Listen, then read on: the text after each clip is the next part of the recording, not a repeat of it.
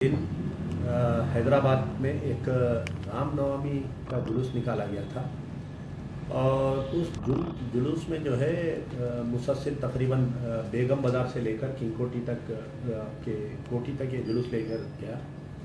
ये नया तकरीबन एक 5-6 साल से जुलूस निकाला जा रहा है और मुसलसल हर साल कोई ना कोई उन्वान से मुसलमानों को गालियां देना, मुसलमानों के साथ बदतमीज़ी करना।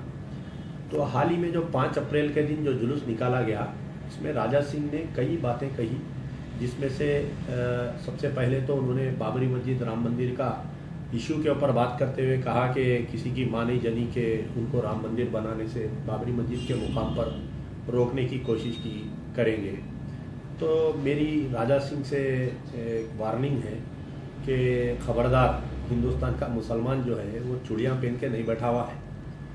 तो वो जो 1992-93 में जो वाक़या हुआ, बाबरी मस्जिद को शहीद कर दिया गया, उसकी अलग वजूहत थे कि हिंदुस्तान का मुसलमान ने नेशनल इंटीग्रेशन काउंसिल की जो मीटिंग हुई थी, वो मीटिंग में पीवी नरसिम्हा राव और कल्याण सिंह ने लिखत एक जवाब दिया था कि बाबरी मस्जिद को 6 दिसंबर के दिन कुछ नहीं होगा और हिंदुस्तान के मुसलमानों को धोखा देकर बाबरी मस्जिद को शहीद कर दिया गया। तो खबरदार राजा सिंह, अगर तुम ऐसी गुफ्तगू करेंगे तो फिर हिंदुस्तान के हालात बिगड़ने में देर नहीं होगी। रही बात, मसला जो है सुप्रीम कोर्ट में है, तो ऐसे बयानबाजी करने से गुरेज करने के लिए सुप्रीम कोर्ट ने तमाम पार्टियों से, तमाम सियासी जमातों से, तमाम लीडरों से अपील की है। ऐसी गुफ्तगू फिर से करना सुप्रीम कोर्ट के वायलेशन के बराबर है। और एक गुफ्तगू में ये बोले कि लाठी गोली मारूंगा, बाबरी मस्जिद की जगह राम मंदिर बनाऊंगा। तो लाठी गोली किसको मारेंगे?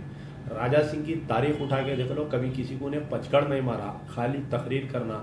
तो यहाँ पर हैदराबाद की एक कहावत है कि जो भोगता सो कुत्ता काटता नहीं, काटता सो कुत्ता भोगता नहीं। तो अब राजा सिंह का भी यही हो गया, खाली तकरीरों तक रह गया है।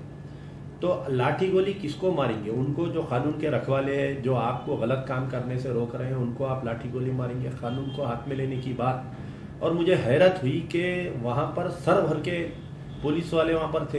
हैदराबाद के पुलिस कमिश्नर वहाँ पर मौजूद है, हैदराबाद के जॉइंट कमिश्नर क्राइम्स वहाँ मौजूद है, वहाँ पर डीसीपी वेस्ट जोन मौजूद है, डीसीपी टास्क फोर्स वहाँ पर मौजूद है। इतनी पुलिस, एसीपी गोशामैल, खुद कमिश्नर ऑफ पुलिस वहाँ पर मौजूद थे जब राजा सिंह की ये गुफ्तगू हो रही थी। तो मुझे वो बात याद आई कि आज से कुछ दिन पहले अकुन सबरवाल और एक स्टीफन रविंद्रा, 2 ऐसे पुलिस वाले थे जो राजा सिंह की बोलती बंद करके रखे थे इसकी।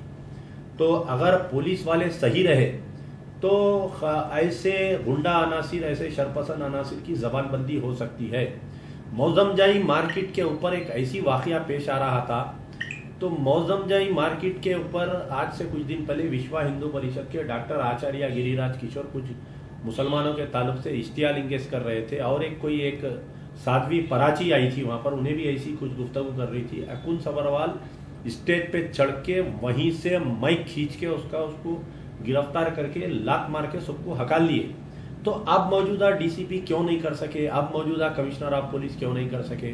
स्टीफन रविंद्रा जब तक डीसीपी वेस्ट जोन थे, राजा सिंह की बोलती बंद थी, लाके एक राउडी शीटर को नाके में डाल के उसको मुसल चढ़ा दिया उसको।